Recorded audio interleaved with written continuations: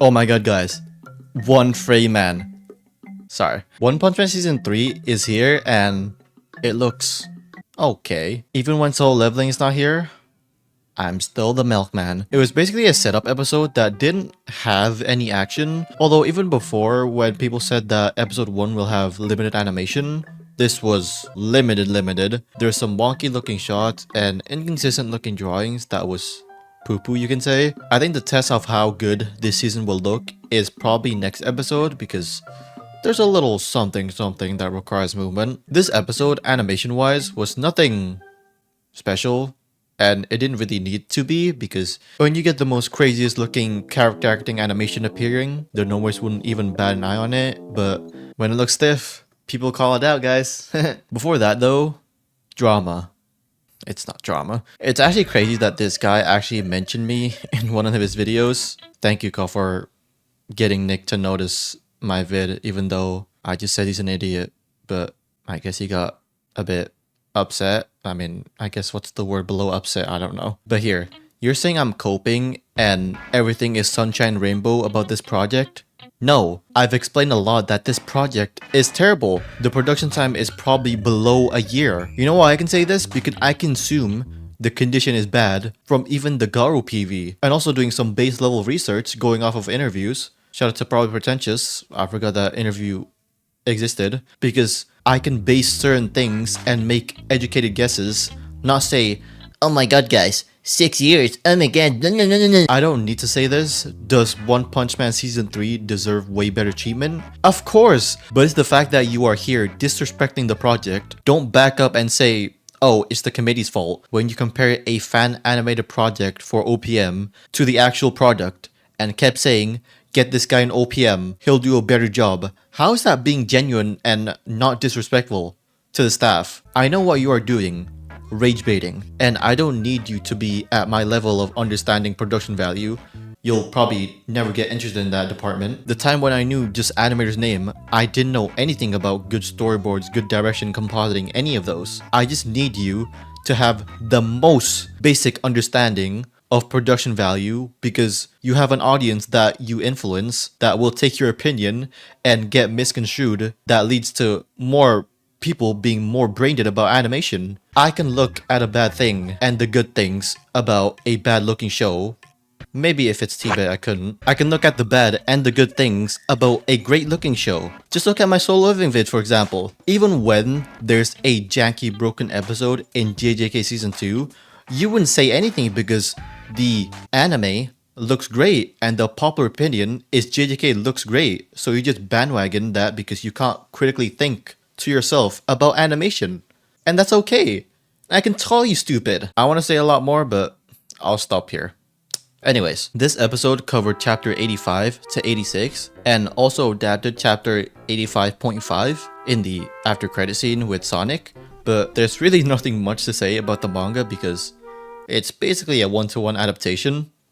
One frame man, woo! The funny thing is that they remove a small little action scene for some odd reason. Maybe they saw it and went like, oh shit, that needs movement.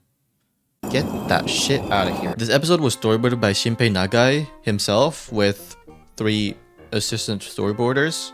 Did he not finish the storyboard on time or did he need some help? I don't know. And directed by Miyuki Ishida. Surprising that the AD list is clean and the fact that the character designer Shinjiro Kuroda and Ryusuke Shirokawa are not here doing chief AD or even AD work in the first episode because usually the character designers does chief AD for the first episode, but maybe they're focusing on other episodes. I mean, the episode didn't really move much, so yeah. But Kazumi Ono was chief AD, and key animated in the episode. Maybe he'll do God's work in terms of output for this project. He also participated in the opening too. Surprising that Aoki is here. I mean, I wouldn't be surprised if he will be in every episode. This isn't a priority episode even with 2 ADs. There was still bad wonky perspective shots, so hopefully they know how to manage the resources and focus on the most important thing for this project, which is the action. Yes, dialogue, slice of life episodes, whatever you call it, can be very good animated too. But you gotta understand this project is rush. Add to that with this hard material to adapt. And the last thing they need to do is wasting their resources and time for meaningless dialogue scenes. We've seen multiple shows even this year that can produce the best looking non-action show, but OPM is a different case. This episode has some questionable storyboards. Most of the time, some shots are just zooming out, going up or down, which isn't a bad thing, but it just felt a bit weird at times. I do think the pacing wasn't the best. There's some scenes that cut to different scenes a bit abruptly. It's very limited shot composition because animation didn't move. Hell, when they tried to do something different, the walk cycle and the perspective shot was not good, although there was some neat looking boards. In terms of movement, I don't need the same movement as that Fubuki shot for every shot, but I wish some scenes did move a bit more. It's the same criticism I had with Saitama punching Garou. I wish the hand moved a bit more. Just some subtle character movement so the scene doesn't feel staticky. The good parts, Tatsumaki's ass cheeks, and now she has a six-pack. Okay, Fubuki being breathable, as always. Bang shaking it for a split second, and mommy. The drawing supervision was overall quite consistent. There's some off-looking drawings, but I think the scene where we're in Saitama's room was probably the best looking scene overall. There was a change of drawing quality. Probably there was quite a bit of corrections in that scene, and Fubuki probably moved the most in this episode. I mean, this shot was in the trailer, looked really nice, but beside it, it moved a bit more than usual.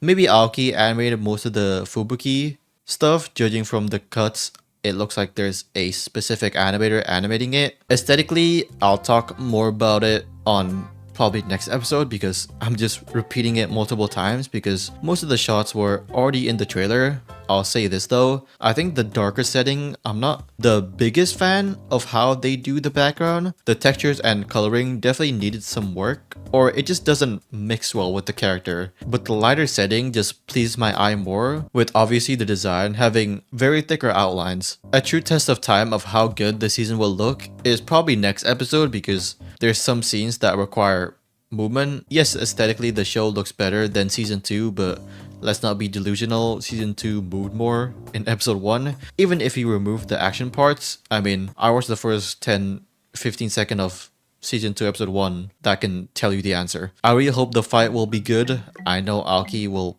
probably be there. Another good thing we can look forward, I guess, is that there was quite a bit of Twitter animators. Van Oba also confirmed that he will be participating in later episodes. But again, if those people don't have the proper time to actually make a good looking product, then that's not gonna make a big of a difference. Take So Miyazaki's cut in one of the worst looking JJK season 2 episode to then him basically animating most of Jogo versus Sukuna's fight. If you guys like the video, leave a like. If you hate it, leave a like. Comment down below what your thoughts about this episode. Was it frame lock? One frame man? The end after the beginning? And yeah, hope you enjoyed the video. See you guys next time.